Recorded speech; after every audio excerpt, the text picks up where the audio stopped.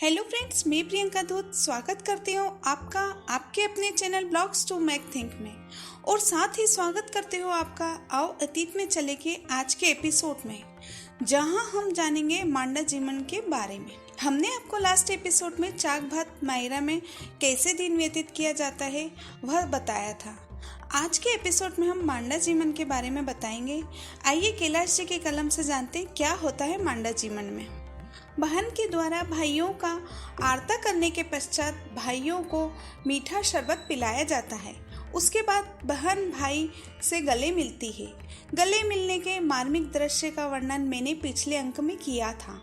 सभी परिवारजन एवं समाज के पंच वशिष्ठ अतिथि भाइयों का भात चावल घी बूरे के साथ जिमाते हैं। इस रिवाज के बाद जात बिरादरी को दिए जाने वाला मांडा जीवन शुरू होता है। घर के बाहर चांदनी शामियाना लगा है, तीन तरफ कनात से बंद है, पातिये बीच गए हैं, सायंकाल का समय हो चला है। राम साहेब जी और हर साहेब जी ने गैस बत्ती संभाल ली और उसमें पंप से हवा भर जलाने का काम किया जा रहा। बत्ती जलते ही सभी आपस में हाथ जोड़कर राम राम जय श्री कृष्णा राधे राधे बोलकर एक दूसरे का अभिवादन कर रहे हैं। महिलाएं पातियों पर लाइन में बच्चों को लेकर बैठ रही है। अरे बासखो आली इठी आजा जगह छे, ओ मामी जी म्हारे पास बैठो, काकी जी भाभी जी बस्सी वाली भुआ जी कानपुर वाली मौसी जी सभी आकर बैठ रही है। पंगत पूरी लग जाने के बाद पत्तल और दोने लगाए जा रहे। रामझारे से जल परोसा जा रहा है। इधर एक तख्त पर भोजन सामग्री के तसल्ले साग की बाल्टियां, दही बड़े की बाल्टियां, लड्डू बेसन चक्की ढोटा खुरमा आदि के तसल्ले भर कर रख दिए हैं। पातल दोने भी वहीं पास रखे गए हैं। आज जीवन में 3 सब्जी आलू टमाटर कोले कद्दू जिसे काशी फल भी कहते हैं और बेसन के गट्टे दही छाछ में रसेदार, दही बड़े पूड़ी खुरमा और ढोटे कचौरी नमकीन चावल की खिचड़ी पुलाव मुख्यतः भोजन सामग्री होती थी। यह सामग्री हैसियत के अनुसार कम ज़्यादा हो सकती थी, परंतु लड्डू बेसन चक्की मिठाई प्रमुख मानी जाती थी। पूड़ी और सब्जी कचौरी पकौड़ी को छोड़ सभी मिठाइयाँ शुद्ध घी में बनाई जाती थी। यजमान कमजोर हो तो देसी घी में थोड़ा डालडा यानी घास का घी मिला लिया जाता था। जीवन में सबसे पहले महिलाओं और बच्चों को पंगत लगती थी। ये महिलाएं जो हमेशा पहले पुरुषों को भोजन कराने के बाद भोजन करती थी, उन्हें पूर्ण सम्मान के साथ सर्वप्रथम पंगत लगा पुरुष बड़े आओ आदर के साथ परोसगारी कर जिमाते थे।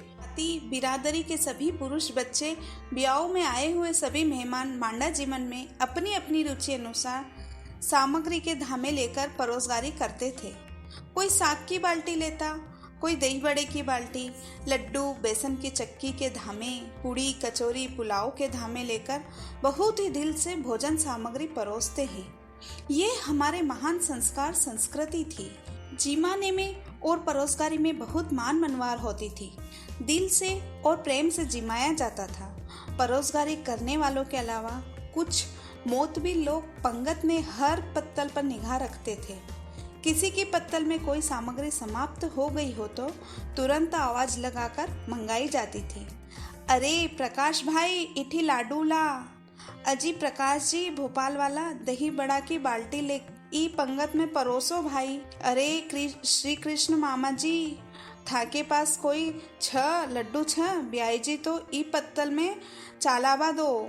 इस प्रकार कैलाश जी अजयकांत जी अर्पित जी अशोक जी महेंद्र जी उमेश जी राजेंद्र जी परतवाड़ा वाले छोटा ब्याई जी सभी लोग बड़े प्रेम से जिमाते थे। पत्तल दोने हरे खाखरे के पत्तों के बने होते थे। झूठन बिल्कुल नहीं छोड़ा जाता था। कभी मनवार में लड्डू या कोई मिठाई अधिक परोस दी गई है और नहीं खाई जा रही है, खासकर बच्चों से, तो पत्तल में तो मिठाई बच्चों की जेब में डाल लेने की हिदायत दी जाती थी, पर फेंकने नहीं देते थे। अन्न का बहुत आदर किया जाता था। अन्न को भगवान माना जाकर उसका अनादर करना पाप मानते थे।